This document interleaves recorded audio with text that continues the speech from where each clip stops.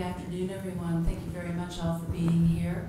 My name is Beth Rogozinski. I'm with a digital medicine company called Pear Therapeutics, and I'm pleased to be able to introduce this panel for you on our Brain Health Committee Brain Health track today.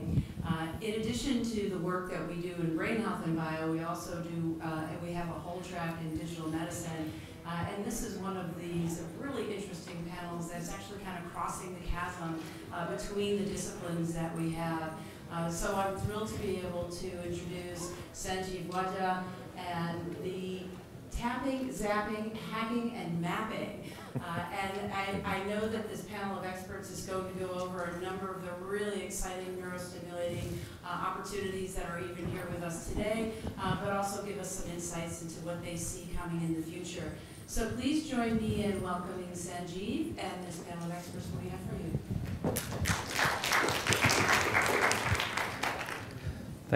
Thank you all. I'm a CEO of, founder and CEO of a small startup called Life Singularity. We focus on AI and VR interventions in health. And part of our journey has been the 70% context of health. So if you think of health as 30% genetic and 70% everything else, we focus on that 70% which defines your ongoing context. And part of our journey has been to map that context in a real-time manner so we could intervene in the patient, hopefully predictively, and then make something out of that prediction to preempt an event and hopefully prevent that event. As part of the work we did, we've been sort of looking at combining that knowledge of your context with what happens inside of you, and maybe a way to tap into the brain is another way to look at those things. So as I was thinking through this panel, I thought, why not reach out and see if we can make this very real to the audience here, to see if we could see something like this happening in real patients and what's happening in research and where are we taking this in devices. So I'll introduce from my left to right, Chad Bouton. Raise your hand, Chad. Chad is the director of Northwell Center for Bioelectronic Medicine at Feinstein Institute, and he's a VP of engineering at Northwell Health. Chad was a research leader at Bouton, and where he led medical device R&D and was focused on developing cancer interventions, detection algorithms for about 18 years. And then he moved on to neural decoding methods, which he implemented in the first paralyzed person study, which we'll talk through today, using a brain implant to essentially move things with your own thoughts. So my Twitter messages are not off base. This is real. And Mr. Chad's work has been featured on 60 Minutes and TEDx, and he has 70 patents worldwide. He was he has been awarded 2 R&D 100 awards, and he was recognized by U.S. Congress for his work in medical device field. He was named Inventor of the Year, Distinguished Inventor at Bouton, and was named selected by National Academy of Engineering in 2011 as well. To his left is Dr. Ed Boyden. Ed Boyden is Y. Eva Tan Professor of Neurotechnology at MIT and Associate Professor of Biological Engineering and Brain and Cognitive Sciences at MIT's Media Lab and McGovern Institute for Brain Research. He leads the Synthetic Neurobiology Group, which develops the tools for analyzing and repairing complex biological systems such as the brain and applies them systematically to reveal ground truth principles in biological functions. His technologies, his inventions include expansion microscopy, which allows us to peek inside the brain, as well as optogenetic tools which are allowing us to activate and silence neural activity with light. You'll hear about some of these methods today as we work through this. Dr. Ed Boyden received the Breakthrough Prize in Life Sciences in 2016. The BBVA Foundation Frontiers of Knowledge Award in 2015, the Carnegie Prize in Mind and Brain Sciences in 2015, and several others to name. He was also named the World Economic Forum Young Scientist in 2013 and top 35 innovators under the age of 35 in 2006. To his left is Dr. Michel Maharbiz, who is a professor with Department of Electrical Engineering and Computer Science at UCB. His research focuses on extreme miniaturization of technology, focused on building synthetic interfaces to cells and organisms. He's one of the inventors of neural dust, an ultrasonic interface for vanishingly small implants in the body. His group is also known for developing the world's first remotely controlled cyborg beetles. What's the connection? I like disconnected inventions, and I like people bringing in with different thoughts, and that's the panel here, so that we can hear research, medical device, and patient interventional models with this panel here. He was named in 2009 to MIT's Technology Reviews and Time Magazine's Top 50 Inventions of 2009. Professor Maharbiz is working together with Professor Jay Kiesling over at UCB, and he led the Foundation of Microreactor Technologies, which was acquired in 2009 by Paul Corporation. He's also a professor in the Chan Zuckerberg BioHub Investigator, a Baker Fellow, and a recipient of National Science Foundation. So please join me in welcoming my panel of distinguished experts here.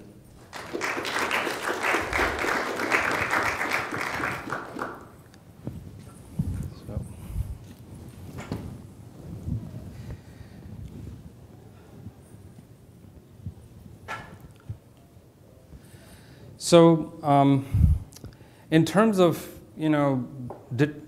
developing an empathetic agent, you need to tap into the brain. And you need to understand how to make things evolve over time, and can we learn from AI, and can we learn from interfaces that allow us to bring all this data back and hopefully develop and evolve intelligent interfaces over time. We focus on this work, and our goal and aim is to develop a virtual assistant that's capable of building this kind of skill with the underlying data that's being captured through various different biosensing technologies and the context of health, as well as combining that with your prior medical history, and to be able to shape the next prediction in a health event. We have built this data on 100 million patient records, and we continue to evolve our learnings on a daily basis.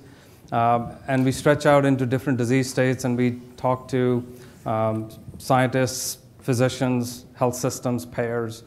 And our goal is that, eventually if we can, we began prediction in about 14 diseases. We are now taking it to the next frontier of about 6,000 diseases. So it's simultaneous comorbid prediction of multiple disease states in very complex individuals.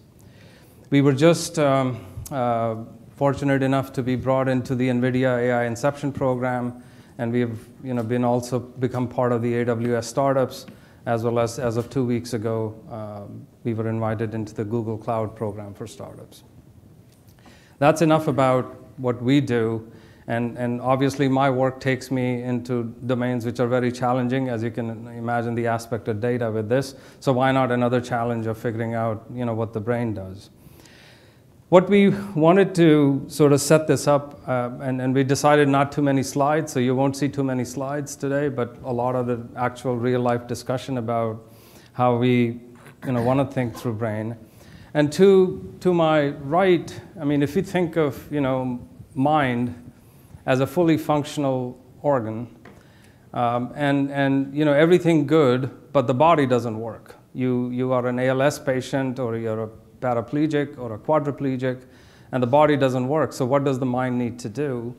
And to the right of that, you now have begun sort of looking at neurodegenerative states of mind, and your body is fully functional, but it can't tap and it can't do the work. So the folks to my left will talk through several case studies today about how we will work through both of these instances with a fully functional mind and a degenerating mind.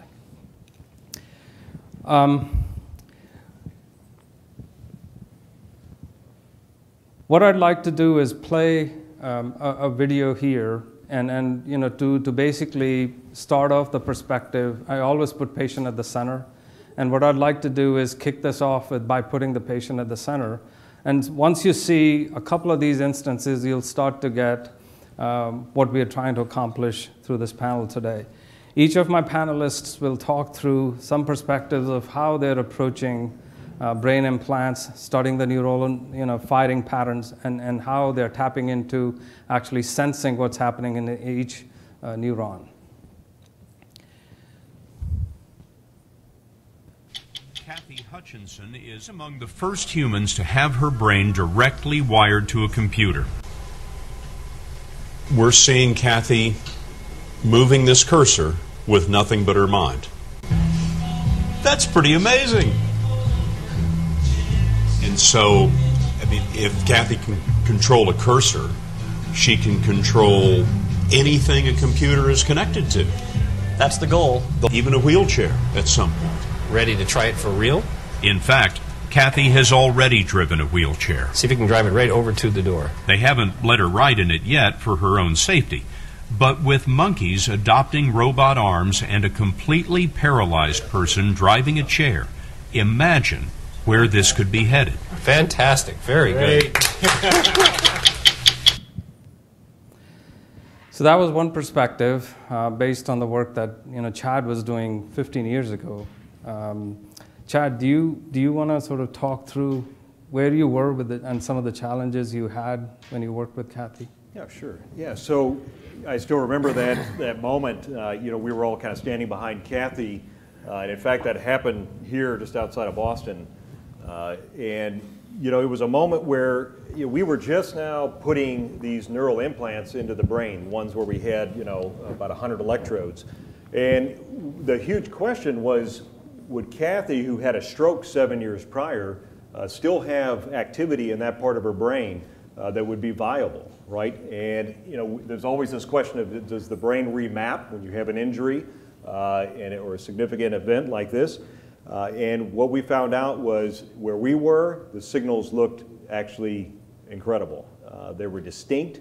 She could think about very specific hand and arm movements that she hadn't done in 7 years, and the modulation in the brain was clear and distinct.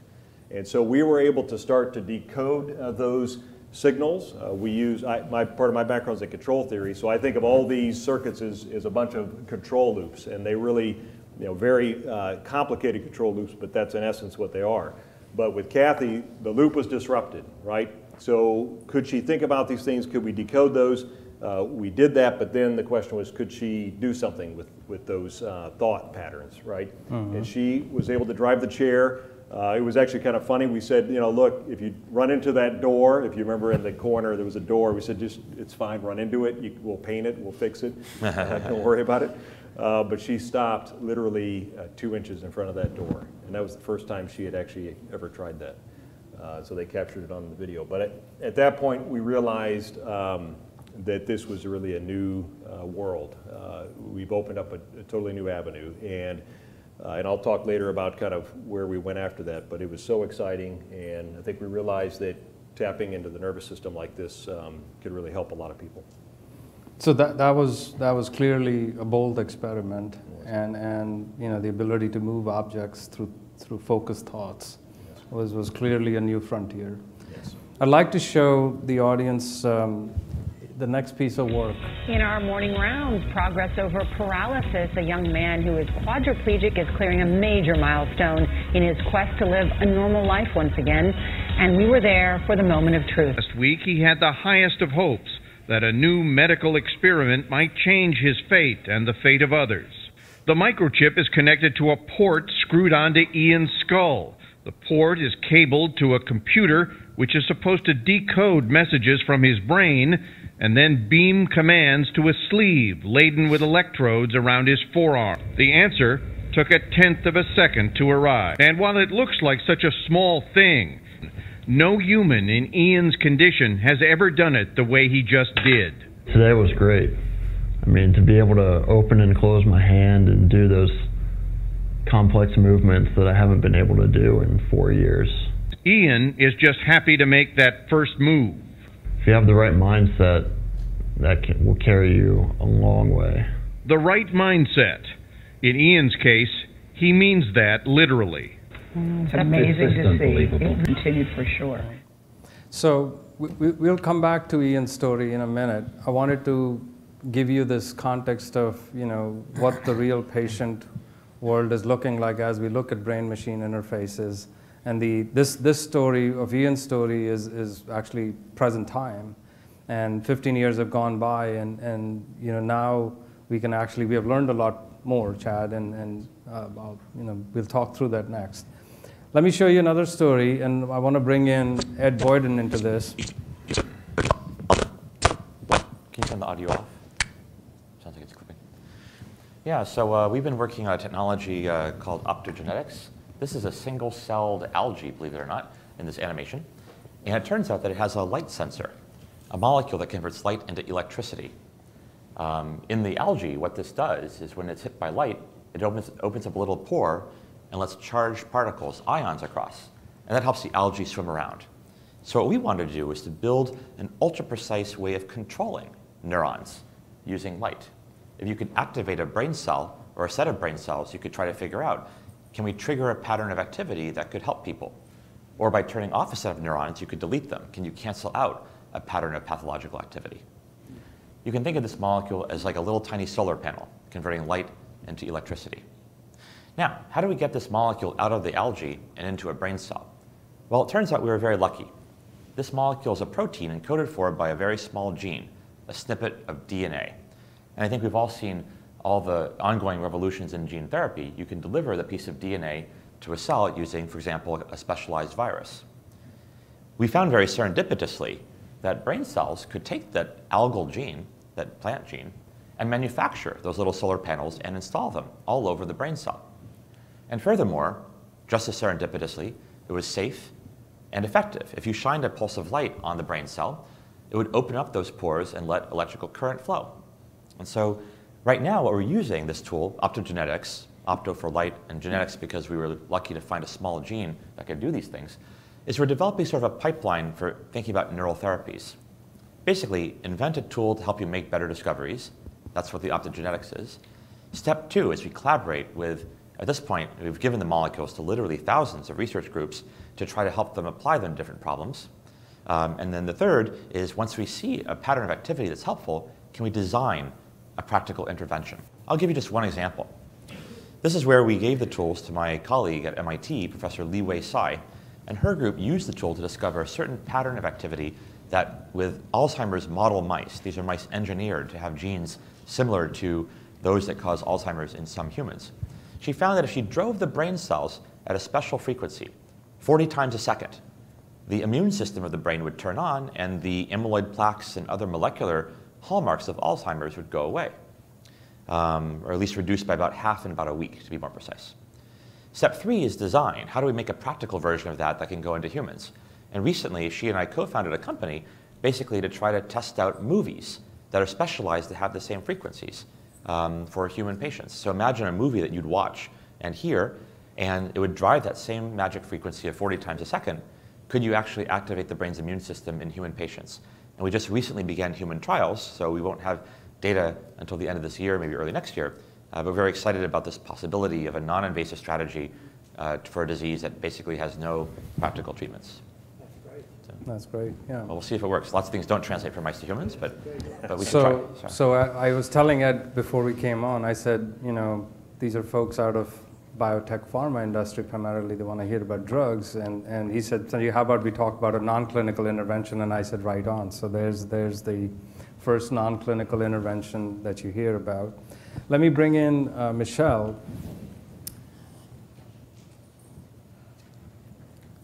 So go ahead, Michel. And after that, is the sound on?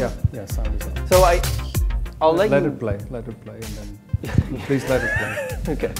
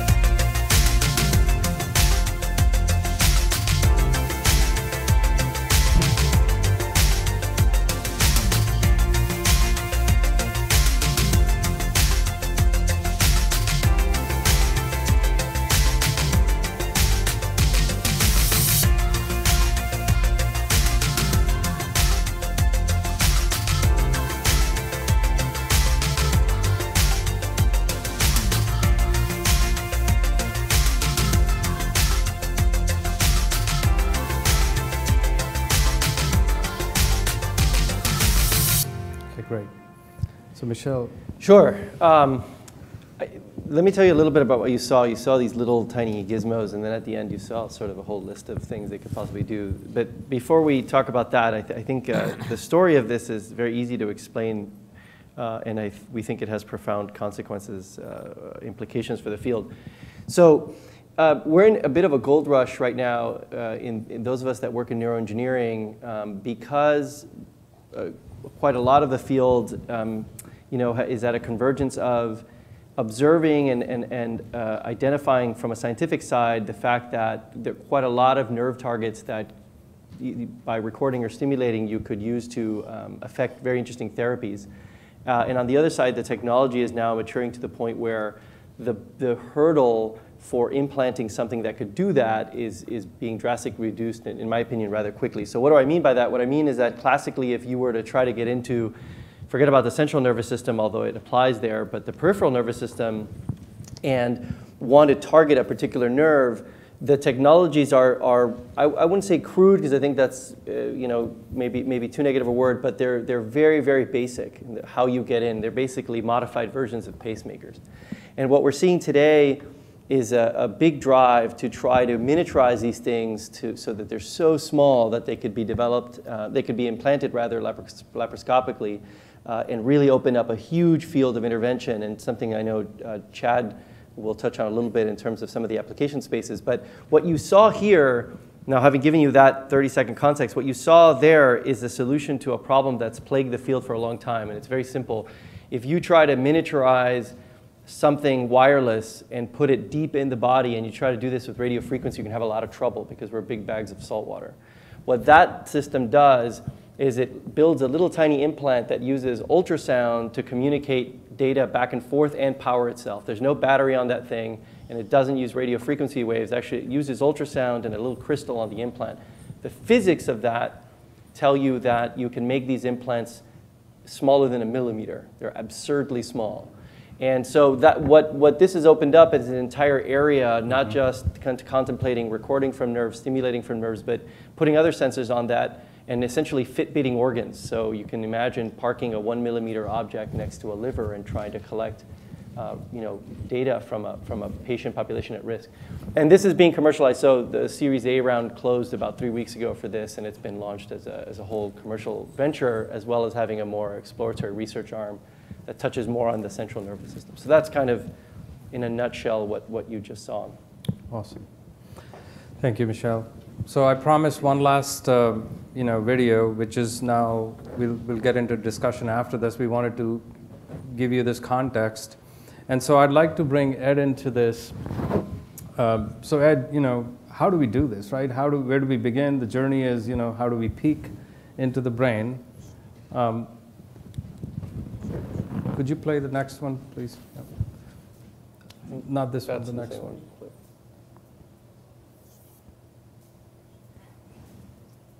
The expansion microscopy. Yeah, this one. So what you see here is a time-lapse movie of a piece of, in this case, mouse brain tissue. And earlier, we had embedded it in a material, a swellable material, which is basically like the stuff in baby diapers. And when you add water, the baby diaper material swells, and because it's permeating throughout the piece of brain, you can see that the piece of brain is growing before your very eyes. So we can take a piece of brain tissue and blow it up 100 times in volume. So the reason that I think a lot of brain technology is challenging is because the brain is challenging. We have to have a map of the brain. If we stimulate a part of the brain or we record from a part of the brain, the mission of decoding and the mission of controlling is greatly assisted if we know something about what the wiring and the map of the brain is like. So we developed this because we needed a way of imaging large 3D structures like brain circuits with nanoscale precision. For hundreds of years, people have zoomed in on cells such as bacteria and brain cells and so forth. Here we're doing the opposite. We're physically blowing it up.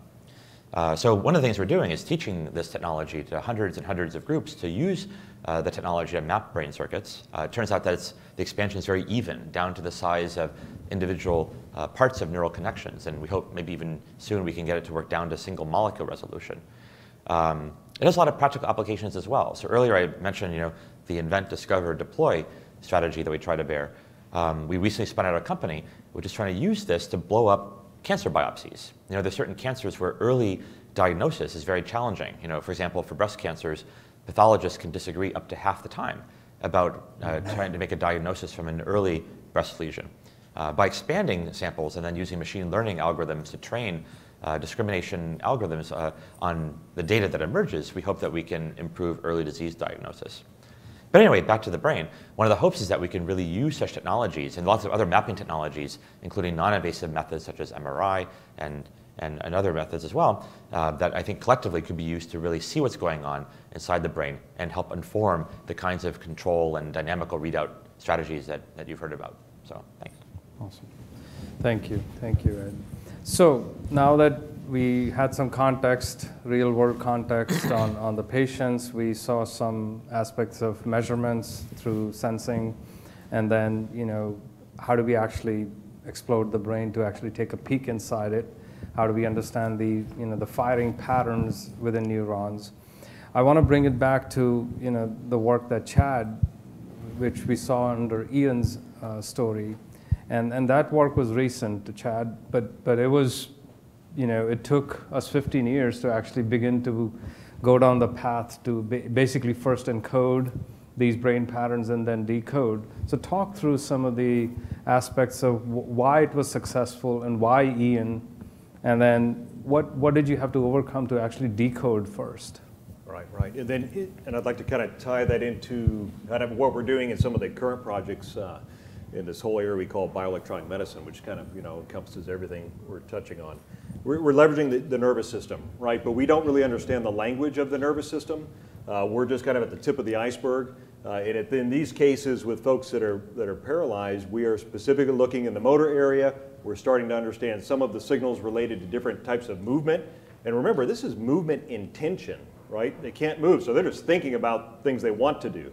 And so that was kind of another discovery, is that the signals are not only there, but they carry that just very specific information, but that the intention is still there and actually very clear. So one of the things we ran into, though, with Ian, I'll tell a little story, is that when he initially wanted to, say, open his hand and grasp, say, a bottle, and this is something he told us early on in the study is one of his goals, you know, because we flat out asked him, what do you want to get out of this study? And he said, you know, frankly, I want to be able to pick up a bottle.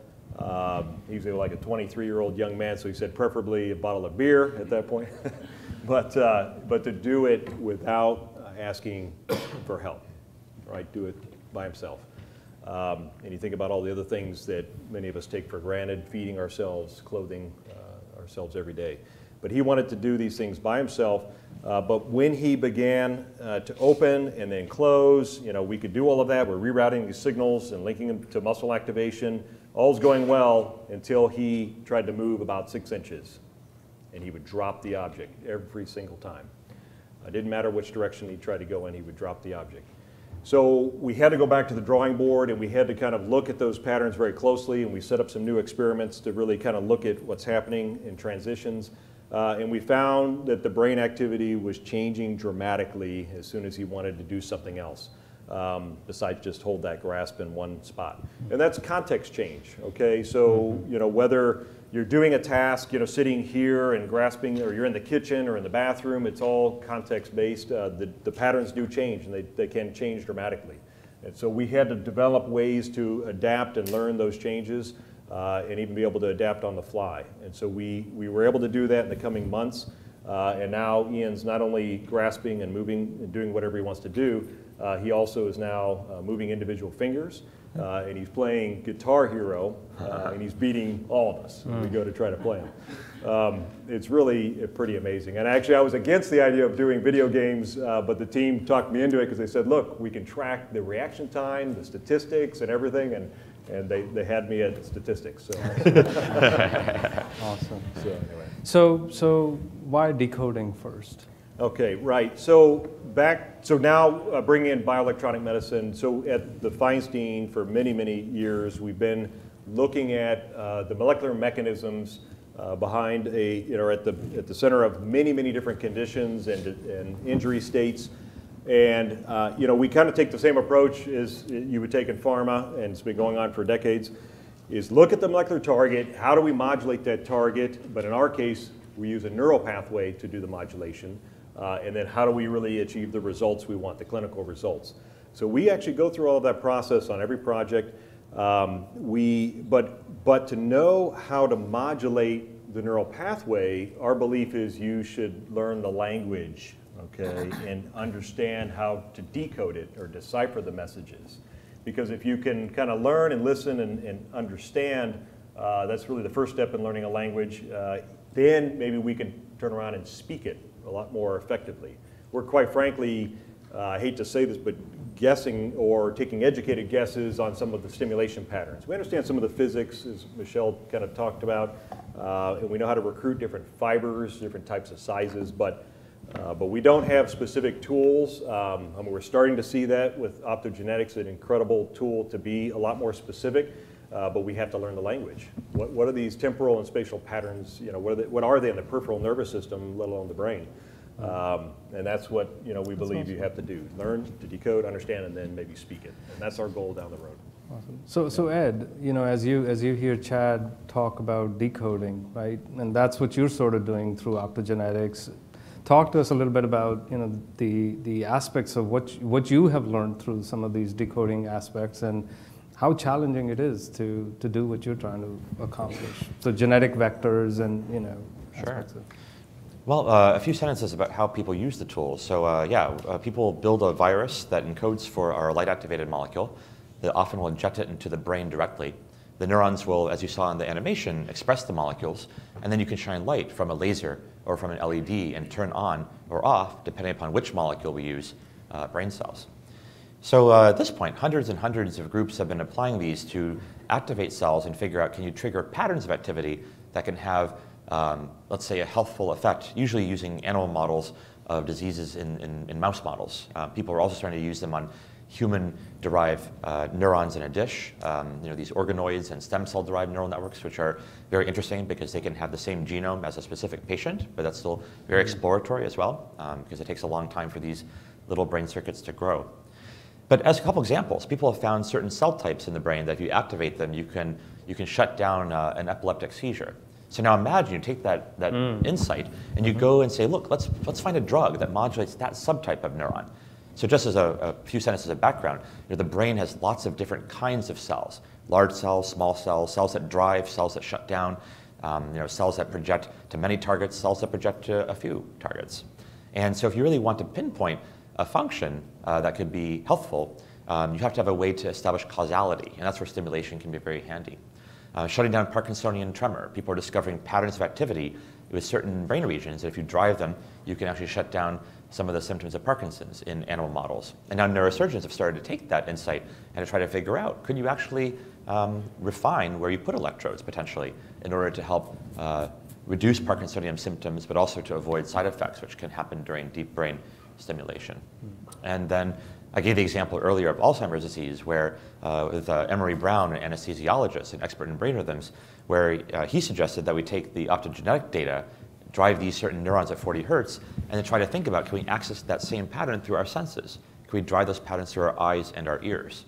And so that's also starting to become quite interesting to us. We've been starting to look at other conditions like sleep, sleep disorders, movement disorders, and so forth, and trying to figure out, let's use optogenetics to map an activity pattern in the brain, but then can we induce that same pattern through touch? Or now we even think about smell, because there's a way sort of to build like a compiler that will convert stimuli that come in from the world into the same pattern that we see with optogenetics. And this is a fairly new idea, and there's a long road ahead of us, but we're very excited about ways to convert invasive insights, mostly from animal models and increasingly human-derived neurons from stem cells, into less invasive strategies. But it's very early days.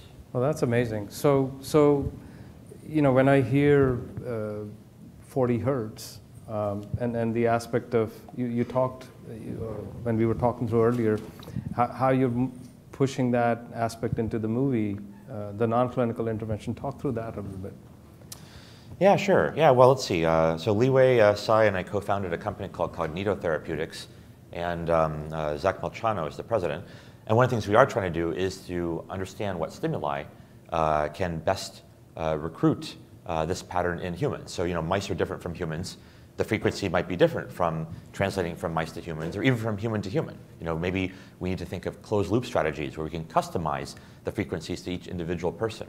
And so this goes back to a theme that came up earlier in all of our discussions about control, closing the loop, measuring what's going on in the brain, and then in real time sculpting through feedback control what we deliver. And so that's really where the rubber's hitting the road right now, is how do we actually think about this from the human standpoint. And as you alluded, kicked us off, it's about the patient. How do we help people? And that requires us to take the science and think about how to really design and deploy practical versions of it that will work in many contexts and that will work in everyday life. Great. So Michel, in terms of translating this and capturing these patterns, I mean, you're inventing neural dust, essentially thousands of sensors. And not just in the CNS, it's in the peripheral nervous system, and examples of what Chad talked about, activating muscles outside of the brain. Talk to us about that piece of work that you're trying to what's the challenge in sort of mapping one neuron at a time? Yeah, so I mean the challenge that underlies the creation of neurodust is actually a pretty significant challenge in the entire field. It's an elephant in the room for anybody that does neuromodulation, which is that. And again, we were talking about this earlier before the panel. Nothing we put in today to modulate the nervous system will last any reasonable amount of time. So let me qualify that so you kind of understand what I mean.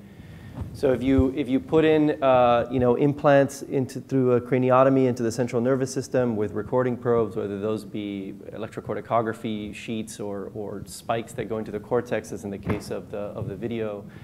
You're at best maybe a decade, maybe 10 years. That's an optimistic estimate before you don't get anything out of those systems anymore. If you put it in the periphery, it's a similar thing.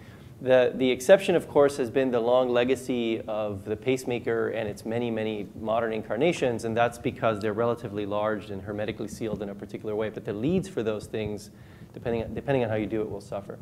That is an elephant in the room, because the way that mature medical device companies have addressed it is, of course, through careful selection of the application and the patient population, and of course, continued iterative, successful development of these things to make them ever greater. But it means that today, nothing anyone can tell you anywhere, there's no way you're going to take a 20-year-old, healthy 20-year-old and put a neural interface in them and expect that thing to be working for any reasonable amount of that person's lifetime. So that is something that you have to think about when you're considering the maybe, I say this tongue-in-cheek, but sort of the brave new world that is being envisioned by a lot of these potential therapies. So neurodust came out of a desire to address that problem. Now that problem has many factors. One of them is materials, and we can, to the extent anybody's interested, after or during the panel, I can tell you some of that. That's moving very quickly in the field.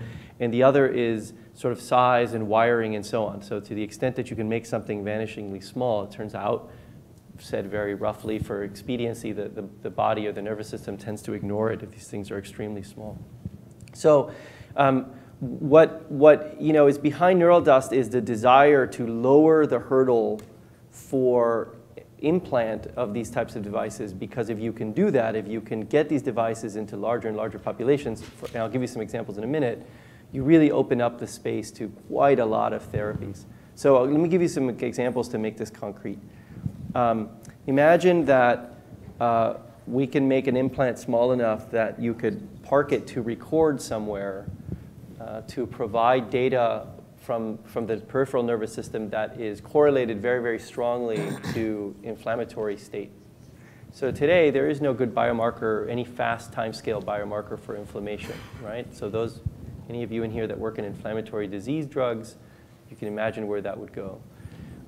Equally interesting, actually arguably more interesting, there are a number of therapies that are being addressed today with stimulation at large near surface nerves because they're large and near the surface. But if you could penetrate in say, with a very simple laparoscopy, get to a nerve that is much, much more targeted to the effect that you want, there's quite a lot of literature in some cases that indicates you could go after some therapies that would be very powerful. And here, honestly, I'll do a little intro and kind of punt the ball to set the ball for Chad, because Chad's been doing this for many years. there's a number of places where there's a possibility that nerve stimulation, dare I say it, would be far superior to drugs, to a drug solution. And that's really where the field is in many ways focused.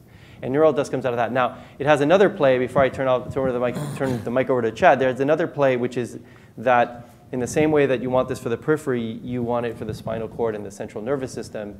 And there, you already have a number of established therapies, deep brain stimulation, some of the prosthetic work that you saw earlier.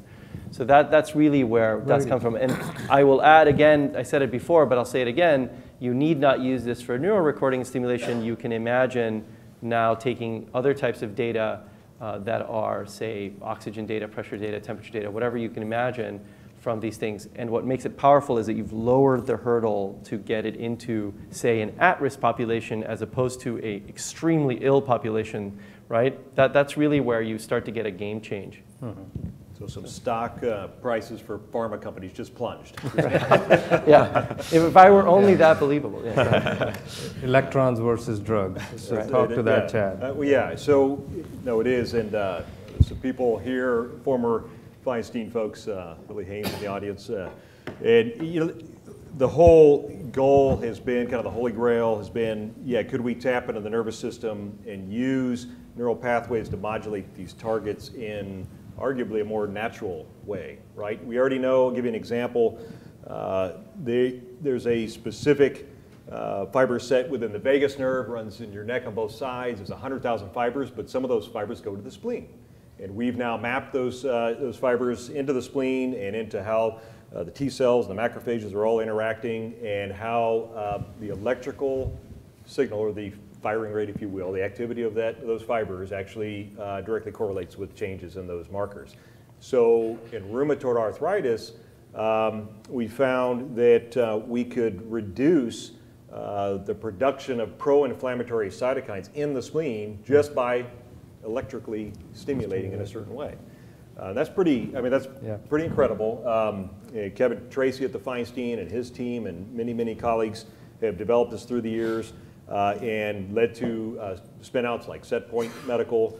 And they've done not only an RA trial in Europe and getting ready to do some new trials, but they've also done trials in Crohn's disease. So same idea, let's modulate neural pathway, try to regulate or modulate these targets, reduce inflammation, reduce pain, all this in what we think is a much more natural way. The big question is what has been raised is, how do you adjust that stimulation over time, though, right? You have to kind of change it. Do you let the patient do it? Do they have to go to the doctor? We've been fairly lucky that certain settings, work on a good fraction of the people, but we're not up to 80 or 90% where we'd like to be. So we have a lot to learn. It's back to kind of mapping and decoding, and can we measure something and close that loop?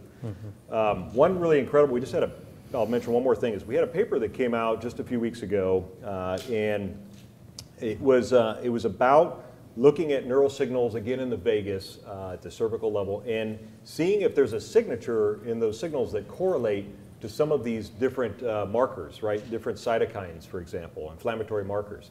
Turns out we were able to discriminate and distinguish between basically two different, completely different cytokines. And these signatures were very, again, distinct and clear. Really surprised us quite a bit, but we just, found that out. So now we think, again, well, hey, maybe we can go in. I mean, think about it. You have thousands and thousands of different types of receptors throughout your body, throughout your organs. And what we often don't realize is that all of those signals are actually being carried up and back up to the brain. In fact, 80% of the fibers in the vagus are actually afferent. They're sensory fibers, taking information from your organs right now on everything that's going on and taking that information up to your brain. So we're trying to intercept that and see if we could use it for early diagnosis, maybe even. This is further out, but boy, if we could have, a chip implanted, and you pull out your cell phone, your smartphone, and you look and say, oh, well, there's my levels, and ooh, this looks like it's a little off. We always joke about, we can, it can send a text message to your doctor immediately, and it would only take you like a month to get into the doctor. So it'd be. So that would change. That would change. It really could. It's a game changer. A game changer. If you have a chronic condition, obviously that would have huge advantages. But maybe someday, way out in the future, maybe we would all have these devices. And because the key to treatment in many, many cases for a lot of conditions is to catch it early, right? So that's what we think could really revolutionize how medicine is practiced. So this is using, neuron patterns to essentially eliminate the cytokines or map the cytokines, well, or understand that, and yeah. maybe don't even need the drugs. Glucose, yeah. You name it. I mean, think about all the labs. All the labs kind of disappear. Right. It's we sometimes call it, maybe it's kind of an electronic blood test. Mm-hmm. Right. Think of all the things you go in and all the labs they run. If you could have those all electronically. That's the epiphany moment, right? Yeah. So Ed, I mean, this challenge of mapping, right? And then you've undertaken now the work that Chad is talking about, separating these patterns and understanding what's causing, the causality, like you put it. Tell us, sort of close the loop there, and what's required as a feedback loop, for us to truly do this. Yeah, so two thoughts briefly.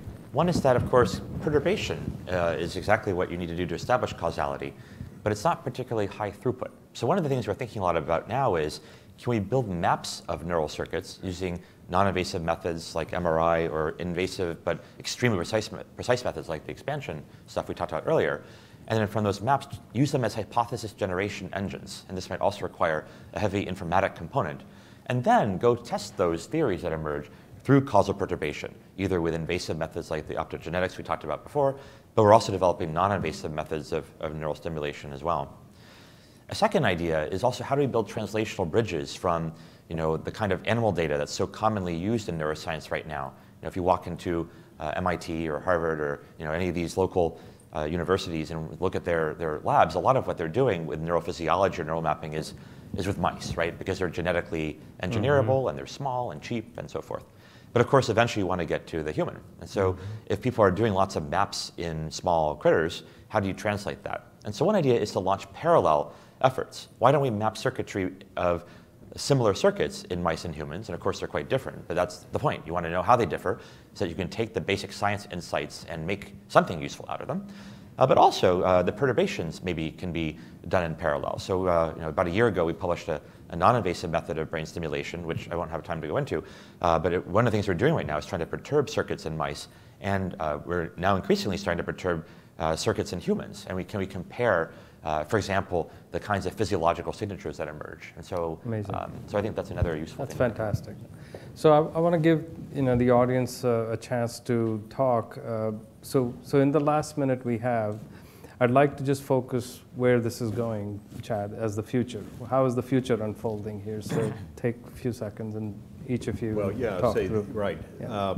I think I kind of talked about an area of diagnosis, but then again treatment and maybe customized or treatments tailored. We talk a lot about personalized medicine, but this would take it to a whole new level. Bioelectronic medicine. I mean, if you think about your nervous system is running, from your brain to the tips of your toes. I mean, it's not only bringing all this information back up to the brain, but also it's regulating all these processes, throughout your body, whether it's the inflammatory, system or the immune system, which we know has a heavy interconnection with the inflammatory system, and whether it's the innate or adaptive immune system. I mean, it's just, we are truly at the tip of the iceberg, but if we can learn the language, tap into these networks, I think we could open up a whole new array or avenues for treatment options for patients. So millions of sensors, millions of data points in real time. You do need deep learning and AI. Well, and that's right. And that's where AI comes in, right. Awesome. Ed? Yeah, well, I think for a long time there's been this question in neuroscience, neurology, and psychiatry about which to prioritize, basic science to understand mechanism, or translational work that gets things into patients. And I think what you're hearing is there's a third path, which is we can build tools that accelerate the understanding and also further the translation. And so it's not a false dichotomy between these two areas, but there's a path that might actually raise all boats and not have to sacrifice the fundamental understanding or the chance that we're going to help patients over short to medium timescales. Awesome. Michel? I guess I would end up with the idea that while there are a lot of technologies that are going to be emerging over the next few years, both minimally invasive, non-invasive, there's a wide variety. which are going to, sort of change the way we understand the operation of the both peripheral and central nervous system with respect to all the other systems in there. I think the inflammation story is sort of the poster child for this, but it's going to, there's a lot of work going on today with the gut, which is rather amazing actually, and how it affects cognitive function. But I would say that I believe rather firmly, you can never predict exactly how things pan out, but I do think that over the next 10 or 15 years, we're going to see that we're implanting more and more very, very small sort of light touch types of things that apply therapies first, and then when the therapeutic benefit has been established, we'll then begin to sort of open the door for more and more diagnostic type interventions like this, just because of the amount of the power that they can bring, not just to not as a, say, false competitor to a traditional drug or pharma, but in fact sort of working hand in hand with traditional pharma. I think that there's a very, for those of us that work in this area, you start to see very clear places where these types of devices work very, very elegantly with pharmaceutical solutions. Awesome. So I think there's actually a really interesting field that's sort of bubbling up that will be its own thing probably in about a decade. Great. And just a closing thought, at Life Singularity, we're taking inflammation as a platform as one of the projects we're doing with one of my panelists who isn't here today, JP Erico with Electrocore. And JP's firm is working on what Chad was referring to, stimulation of the vagus nerve, as a going-in mechanism to actually prevent all chronic disease, diabetes, IBD, migraines, headaches. And the thought is that if you can capture some of these patterns, and you could see the migraine coming in the next 45 minutes or 4 hours, or you could feel some other part, anticipation about some other aspect of your health, variation, then you can capture those patterns. And we don't have to be 100% correct. We just have to start, and 5% would be awesome. So I'd want to thank my panel. I would like to open up the questions from the audience. Hopefully, yep, please. So I don't need a microphone. So I was just wondering, you mentioned a lot of diseases. Do you see anything as the low-hanging fruit? So where do you see the first applications? And how long do you think it will really get to the stage that you really can treat something? Mm-hmm. And I'm Ronald Doornbos from Takeda Innovation and Technology Strategy. Oh, thank you.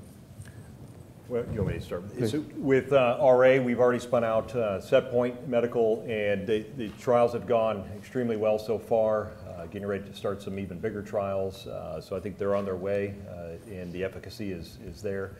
And then we've spun out another company called Sangostat. This is public, and that is has to do with bleeding. And that actually involves, we're getting ready to start a clinical study. All of the preclinical work has shown that we can actually reduce bleeding in terms of time, and also the blood volume lost up to 40 to 50%. So you imagine hemorrhaging after childbirth, for example, can be an issue. I just have a very good friend of mine just emailed me literally 2 weeks ago about his wife almost dying because of postpartum hemorrhaging. And anyway, so that we're spinning that company out. So we're already starting to see, we just finished a lupus study. I can't give all the details, but it looks like the results were very, very good in that study too. So we're really on our way. And if you really want to back up and talk about deep brain stimulation, there's been over 100,000 that have already been implanted for Parkinson's and essential tremor. You want to think about spinal cord stimulators for pain. Those have actually been extremely successful as well. And millions of folks have, that's an epidural stimulator, which you can place fairly readily. The Setpoint device only takes about 45 minutes to implant in the neck. So we're starting to see real devices. It's really amazing. Awesome.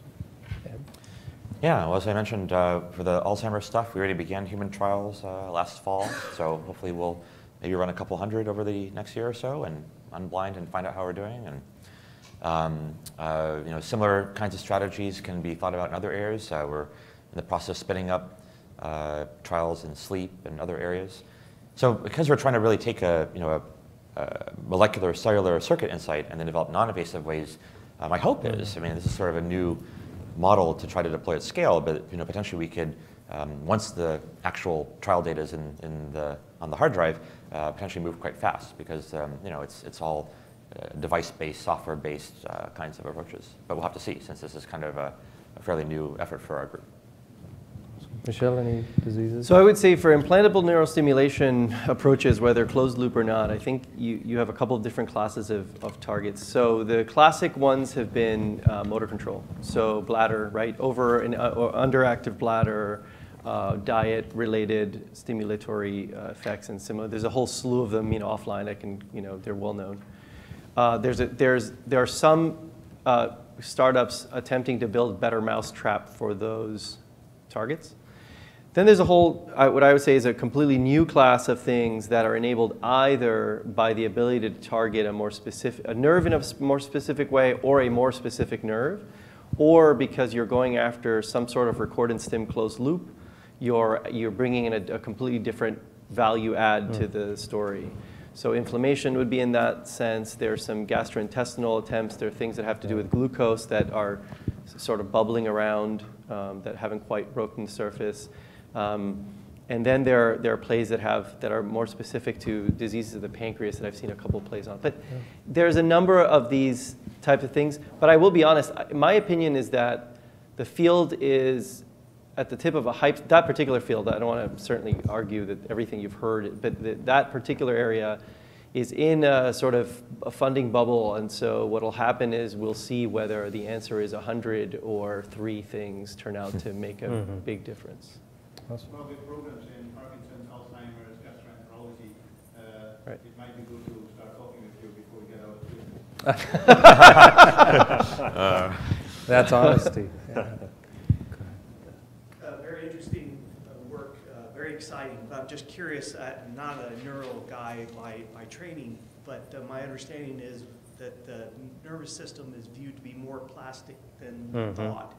So in some of these applications you guys are talking about, I mean, are you seeing or do you expect that you're going to have challenges with neuroplasticity and how maybe the circuits change or they're rewiring over the life of the person?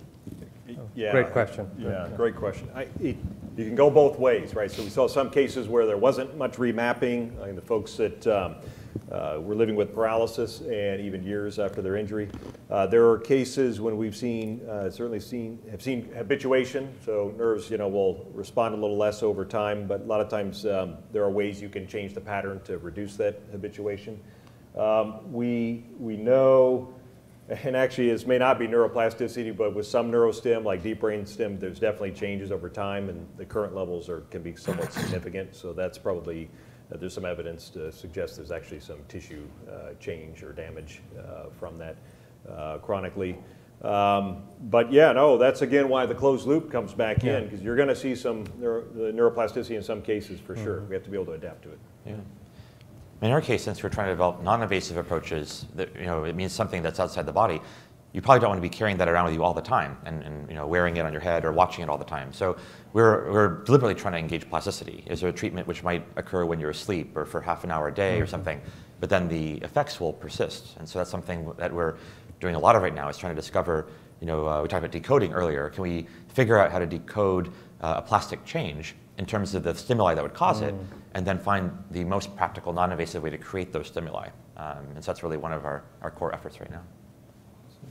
I mean, I would just say, I would echo what Chad said. Yes, there's neuroplasticity and there's also habituation, which are due to different things. And then on top of that, certainly in the periphery, but even in the central nervous system applications, they engage loops outside of the nervous system, right? They're engaging chemical loops and other organ function. And so you have the added, problem or whatever, however you want to think about it, but you have the added factor that those things adjust as well. They adjust chemically, there's chemical plasticity. And to some extent, I think the pharma business has a lot of experience to looking at this, right? This happens when you're on a chronic drug as well, right? And so in some cases, it's very application specific. So in some cases, this will matter a whole hell of a lot. In some cases, it won't matter. In some cases, it'll look new to someone that comes out of pharma. And in some cases, it'll look almost exactly like the same thing that happens, except this time it's a nerve that's, when you withdraw the drug, the nerve suddenly goes, well, I got used to X. So I think that it's very application specific. But certainly, the answer is yes. You have to account for that. Other questions, thoughts? Okay, please. We are the last session of the day, so we are here for you guys. We can go all night. We're standing between you and your beer. Yeah, right. We're sitting between you and your beer. Live with beer. Stay away from the mic. And I'll pick on you on particular. Pick on me? Oh, great. Let's do this. He likes it. So, yeah. I enjoy it. So I'm more for a collaborative model, like you've stated, between electricity and chemistry. I think this is natural to the nervous system. It's just hand over. Let me ask you this. In regard to the neural dust or something like that, Yeah. how capable are they of measuring chemistry? Ah, this is a great question. This is actually one of my favorite questions. Yeah, you picked his interest. Yeah, unfortunately, yeah. So I'm gonna give you a very, how's that? The question is, can I address from the perspective of an implantable device, say neurodust, how you would put in a chemical sensor? So this is a rock on which many researchers have died. And the reason is that it actually has nothing to do with neural dust. You can put whatever you want in, more or less, within neural dust, provided you have good chip designers and you know your chemistry. You can put a chemical sensor of a wide variety, electrochemical, optical. We're doing all these things. That's not the problem. The problem is a very different problem that's well known in the field, which is that chemical sensors of almost any kind don't last very long in the body. Period, full stop. So this is what's plagued, until recently, for other reasons, this is what's largely plagued the eternal closed-loop insulin glucose measurement business, because it's very hard. It's not doable, but it's very hard to put something inside you and leave it there and have it continue to measure, for example, glucose for years and years and years. It's actually much worse than years and years and years, but that's it. And that's true for almost every, with the exception of measurands that are, I would call sort of physical, and this is a ad categorization, but just to quickly do it here, oxygen, temperature, pH, these types of things actually are very easy to measure stably.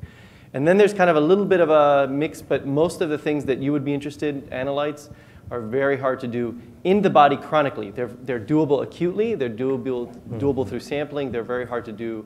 Now there's a new push, there has been, it's not that new, but it's beginning to mature nicely, of using optical techniques to pick out some of these things. And some of that I think will bear fruit, but it's also in flux, right? So there are some attempts to do this with optics in a way that doesn't suffer from the classic electrochemistry-based measurements that were the workhorse of implants. So that's, yeah, guardedly. Guardedly. Always. Yeah. Have you thought about those being something that can carry a chemistry payload? Oh yeah, absolutely. Can't tell you anymore. I just charged a few people $15 million to tell them the answer to that. Okay. So more than a theoretical question, the second question. We talked about therapeutics, going to diagnostics. What about notwithstanding ethical considerations, cognitive enhancements? You're asking me or you're asking everyone? Everyone. Well, okay. Actually, then I'll pass that question to you, Chad. So Chad, touch upon human augmentation. I'm going to throw Chad under the bus. Why do I have to? No, this is a time we've talked about. We've talked about it a lot. This is why it's a joke. It's a joke. Right. So we used to avoid this question, but I don't think we can avoid it any longer. Right. And I often will say this is not a matter of if; it's now a matter of when. We're going to have more and more implants. We're going to all have a brain implant someday. I don't know when. But yeah, hopefully quite a bit in the future. But if we focus on, we'll talk about augmentation in a second. But right now, obviously, we think our priority, or I believe the priority, is the medical conditions where the quality of life is at stake.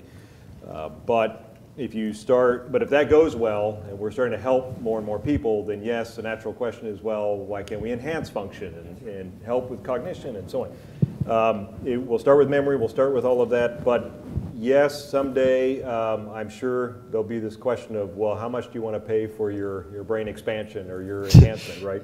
And like buying memory for your device. But yeah, I think that, well, we talked about this at lunch. We are always a little, well, we're way off usually on our predictions. But what's funny is sometimes there's a prediction or two that actually aren't too far off. When you go back and you look in history and all the predictions. But it was technology. And we always underestimate the short term, overestimate the long, or I always get that backwards. But it's a question of when now, really, and what's going to be the first killer app. But let me add a little bit at the end of that. So I actually don't, this is very opinionated and I'm happy to be wrong, but it's fun when at the end someone sticks their neck out a little bit. I actually don't think that the discriminating factor in the mid to long range, in the short range it always is, but in the mid to long range is the hardware. It's all what access you have to the data. So let me give you an example. There's more or less no difference between my phone and Elon Musk's phone. Right? I mean, a little bit, maybe. Maybe he has the 10. I don't have the 10 yet, right? But my point is, that's not, that's not what the difference is that if he has a one census data request, his ability to action on that is enormously bigger than mine in the sense of that's what wealth brings. It brings an access to data and a manipulation of data, right? I'm being a little provocative, but so people sometimes worry like, oh, I'm going to have a different implant in some science fiction future. I'm not sure that that's going to end up being the thing that matters. Thank you. So, Ed, you had any closing thoughts on that particular thing? Or? On ethics? Yeah. Yeah, well, I think two things. One is it'd be great if people talk more about the brain. I was once on a panel where the moderator asked the audience how many people had taken a brain-enhancing drug, and nobody raised their hand. And then he whipped out that he had done an anonymous poll, and something like 20% of the audience should have actually raised their hand. Yeah. And so one thing that I've been talking with a bunch of people is maybe it's time to, many of you probably know what the 1975 Asilomar DNA conference that kind of helped set guidelines about what the field of recombinant DNA would do, what would they not do, what would they do, but you should talk about it first. And so maybe it's time to have an ethics conference about the brain. So I've been talking with more and more people about this. What do we want to do? How do we self-govern? How do we make this something where we take humanity where we want to go if we get that far? But in the short term, we also want to be doing the right thing in terms of healing suffering. So. Well, that's the topic for next year. We should apply for that. But the human augmentation closing the loop here, Ian's story, was about human augmentation. Chad's team helped create the bypass, the virtual spinal cord bypass to be able to have him move that arm. And one of the things they talked about, and maybe you can close the loop on what Ian said at the end and the moment he had. Well, yeah, it was an incredible moment. His father was actually sitting right next to him, and he just, he said, look, I haven't been able to do this for many, many years, and now I'm doing something independently without asking for help. And I think what can guide us on this path in the ethics and everything is focusing on quality of life. Right? Let that be our guiding principle. Let's put our priorities there first. And then even further out, if we are thinking about, well, hey, we can do enhancement, well, let's really look at quality of life, because it could go the wrong direction. All of a sudden, you're making these enhancements and people's lives become miserable. There's been many movies that have tried to tackle that subject. But yeah, no, I think right now we got to look to these patients, and these are truly the pioneers of this space. These are the folks that are going, into these trials, taking risk, undergoing brain surgery in some cases or other implant surgeries. Yeah. And they truly are paving the way for all of us. All right. Well, thank you all for your time. Much appreciated, and we look forward to have a great conference.